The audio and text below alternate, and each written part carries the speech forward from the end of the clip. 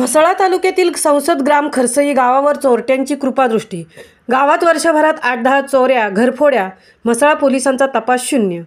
Mhasala police स्टेशनपासून केवळ 8 kilometre अंतरावरील राष्ट्रीय महामार्गावरील खरसई गावात नुकतीच घरफोडीची घटना घडली। गावात वर्षभरात 8 ते 10 चोऱ्या, घरफोड्या यासारख्या घटना झाल्याचे सांगण्यात आले। घरफोडीची घटना ही मोठी विचित्र आहे। घटनेच्या दिवशीच पोलिसात फोनवर तसेच प्रत्यक्ष तक्रार केल्यावर दुसऱ्या दिवशी पोलीस घटनास्थळी आले, परंतु कोणतीही नोंद अद्यापही केली नसल्याचे खात्रीशीर आहे। चोरीची घटना शनिवार दिनांक 27 जानेवारी रोजी घडली। रविवार दिनांक 28 जानेवारी रोजी पोलिसांनी संबंधित घटनास्थळी भेट देऊनही FIR गुन्ह्याची नोंद अगर पोलीस पंचनामा या तपासाच्या दृष्टीने कोणत्याही गोष्टी अद्यापही का केल्या नाही अशी चर्चा आहे।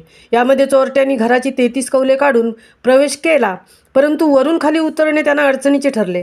अखेर खाली उतरून घराचा मुख्य दरवाजा तोडून प्रवेश केला। यामध्ये किमान 2 ते 2.5 तोळे दागिने गेले असावे असा अंदाज आहे।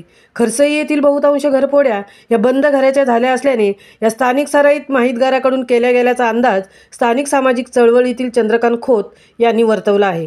म्हसळा पोलीस या घटनेचा अभ्यास का करीत नाहीत असा प्रश्न ग्रामस्थांना पडला आहे। असाच गुन्हा 1 जानेवारी 2024ला घडला आहे।